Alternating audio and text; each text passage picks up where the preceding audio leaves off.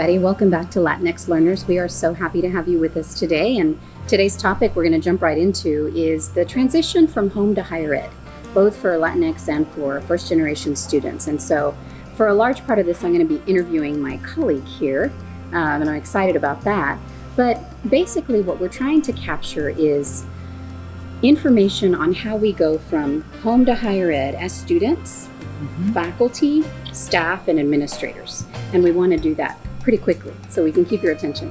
So, Daniel, when you think about students, why is it hard to transition from home to higher ed? We like to say, you said backpacks to briefcases, right? Or when we said with Marcial, we said mochilas a maletas. So why is it so hard for the student to make that transition? Well, because I think all of us as students, first generation students, and specifically Latinx students, you think about the things that you have to overcome to go from the home to higher ed, right? And it's really about three things. It's about self-advocacy, it's about discipline and motivation, right? And how you do that, but how you learn how to do that from and move it from a family component of what you're taught all your life. These three things matter to the family. This is how you do it for the family, right? Yes. This is how you motivate the family. Yes. How we're disciplined and we advocate for each other. And you take that and that's instilled in you and how you motivate that and transition that to yourself. So you're saying we go from a family orientation to a self-orientation, and that's uncomfortable. It is very uncomfortable because you think about it, even in my first classes, when I talk to my Latinx students, I tell them that you're going to have to be selfish. Yeah. And they're immediately put off because the notion of selfishness, especially for our culture, right? Sure. What does that mean for us? But in this aspect of moving from the home to higher ed, you do have to migrate from the nest, from the family, to a very selfish perspective. That means that you have to give up on friends. Yeah, you give said up on some families and members, who think it might be better for you for the short term to work, right, than the long term for education. For education, yeah, you said self-discipline, self-motivation, self-advocacy. We don't often use the word self when we are from a family-oriented culture, and I know a lot of cultures have that challenge. So let's transition a little bit to the faculty, staff, and administrator perspective.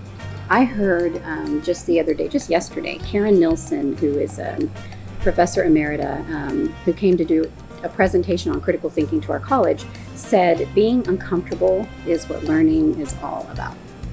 And that really resonated with me because of what you said earlier. We were talking about lessons learned as aspiring administrators, as faculty members. And so I'm going to pick on you a little bit because that's what we do. But, you're put together. We talked about his hair. That's been established. If you haven't seen that, go back and watch the clip on his hair. But you're put together. You look like a professional, right? Yeah. Where did you learn that? Well, I had to learn it first, right? None of us come out looking professional. And certainly, I don't want to necessarily say the Latinx culture is not professional. We are in our own ways, right? But dress in a professional environment for higher ed is something we're not trained with, right?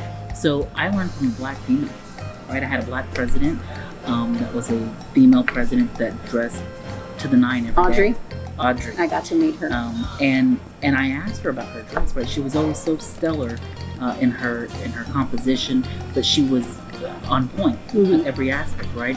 And she would say to me, your dress is as important as your work, as your reputation. It defines you, right? And so I had to learn. But I'll tell you, early on, I looked at my vice presidents and they dressed in suits and they had, ties and they were well put together. And so I emulated what they looked like, right? And so I went out and bought suits and I bought suits from places that I don't want to mention. And they were baggy and old and I didn't know about tailors. It's all about tailoring. And how to take this, right? But you emulate. You see people who do it and they do it well. And certainly, their sizes are a little bit different. So you get your right size. You learn to adjust. We won't talk about sizes here. No, you tailor it, you figure it out.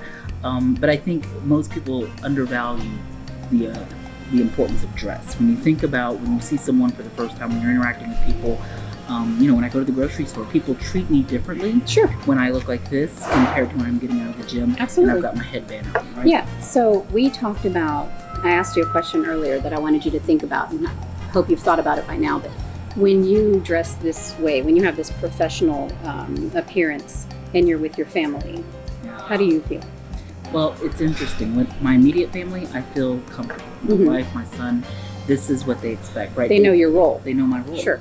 And it's interesting because Diego sees his dad in a suit, right? So he had this activity one day he brought home, and they had to pick your parents' occupation, right? And mine was an FBI agent because it was the only guy on the page that was a suit. Wow. Right? And so at my wife's Daniel school, as an FBI agent. hey, don't put it past me. Secret agent. You did find Marcial on Instagram. Right, but you think about, like, his perspective is that his dad looks like this. That's not the perspective of my dad. Right. My dad came in Nor mine, yeah. With rough hands, grass marks on his shoes, pants that were tore up because he mowed lawns. He did odd jobs, right? And so you think about that, and I wonder if it makes them feel uncomfortable when I walk in looking like this, right? But one of the things I always say to young administrators and young Latinx people striving for administration or faculty is that you're going to have to be very comfortable being uncomfortable, right? And that's the notion. Who wants to hear that? I am very comfortable being. I will make a room awkward real quick, and I'm okay with it, right? But you don't just mean that way. You also mean appearance.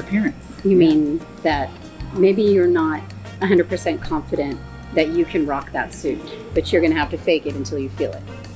I don't fake it, but I do think some people might have to fake it, right? Yeah. But uncomfortable doesn't just mean in the company that you're with. Right. It can also mean that within you have yourself to adopt a persona that is going to get you where you want to go. That's not necessarily a bad thing. It's not, but I'll tell you, the persona is exactly right. Because the people who know me at work don't know me as a person. They know who I am. Sure, you have a private life. But I have a private life. My wife can't believe what my persona is at work. She says, you're so tolerant, you're so patient, you're so tempered. Yes, right? I've seen that with my husband too. Yeah, that is not me. Don't know what's happening there, guys. But that's my work day. And that's part of my professionalism, right? It's part of me being uncomfortable, but yet having to be very comfortable navigating. Yeah. How about you? I mean, when you think about a Latina faculty, professional dress. I know y'all are out there. Who Find taught me. You? Well, my first role model was my grandmother. She's always dressed to the nines. But beyond that, in higher ed, there aren't a lot of Latinas. So figuring it out myself was really just winging it. And then when I met you and I saw what you have going on here, let's observe the details. We have the detail on the collar. We have, what are these called? Lapel pins. Oh, this is a lapel flower. I'm sorry. The lapel flower and the pin and the bracelet and the watch and the ring. Everything seems very intentional. And I picked up on that right away. So you had... and the collar stays. Hold on. The collar metal collar stays. Okay, so sorry I missed that. Y'all note the collar stays. So for you, it was a black woman president who showed you how to be. For me, as a Latina, it was a Mexican-American man who showed me how important it is that these details... what it communicates, y'all, is this intentionality and pride. And I think we can all associate with the idea of pride. Yeah. And so I see self-pride. I see concern for yourself and advocacy for yourself. So going back to these student things, I see that you're motivated. I see that you're disciplined. I see that you're fighting this battle to move up on your own. Yeah. We may not have the examples, but we have tips like the ones that we just gave you. So thank you for sharing the things that you shared. I hope it helps. People have shared with me. It certainly hasn't been people that look like me, but it has been people out there that have been administrators that I've learned from, right? And I think it's important to always take their feedback to heart and move on. Yeah. So we want to end with a grito, and a grito is just a shout out to an administrator or a staff member, a faculty member, even a student or a social media influencer, somebody that we like and admire.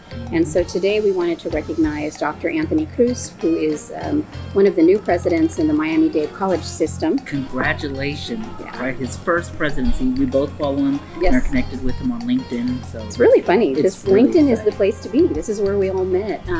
But the reason that we wanted to do a grito to you, Dr. Cruz, is because on LinkedIn, I asked you how it was going in your first week, and you said something to the effect of, Everything is going great. The faculty and staff feels like family. And that just resonated with us because we want to bring that sense of family to higher ed to make students feel more comfortable. We appreciate that you value that, and we're very proud to know you. So thanks. Congratulations and thanks for watching. We hope you like, subscribe, and share our channel.